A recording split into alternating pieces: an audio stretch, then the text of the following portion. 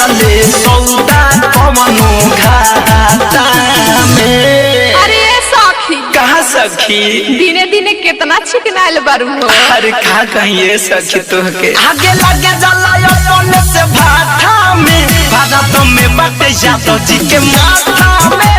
आगे लगे जला अपने से भाटा में भारत में बाटे यादव जी के माथा में।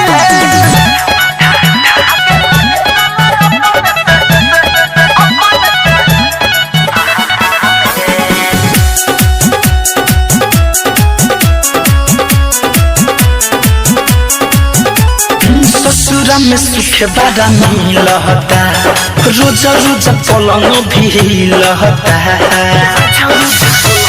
अरे सखी ससुरा में सुख बड़ा मिलता रोज रोज पलंग भी लहता। दिन पर दिन गोराता देहिया गगरी जवनिया के डोलता। याद नहीं आवे मोरा यार के कमी नहीं होला कोनो प्यार के। मिले अलग स्वाद पियला पे सखी खाता में।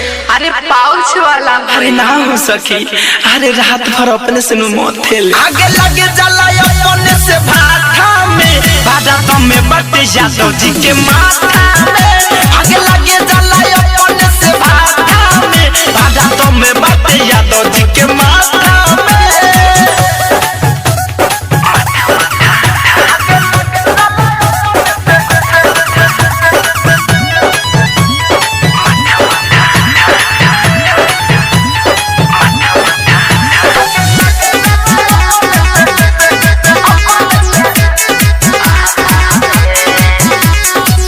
नहीं केहू से खोली हो कुछ ना धनंजय से बोली हो कुछ ना धनंजय से बाहर मायरे।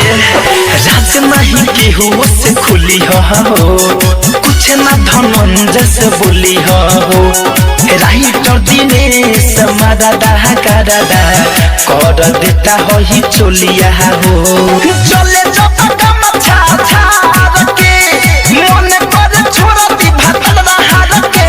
जना पे जवनिया अभिनव चंदन का में। आये सखी आ नमकीन लगेला कि सादा पूरा पिए लुकी आधा। अरे पूरा हो आगे लगे जला अपने से भाटा में भारत में बाटे यादव जी के माथा में। आगे लगे जला अपने से भाटा में भारत में बाटे यादव जी के माथा में।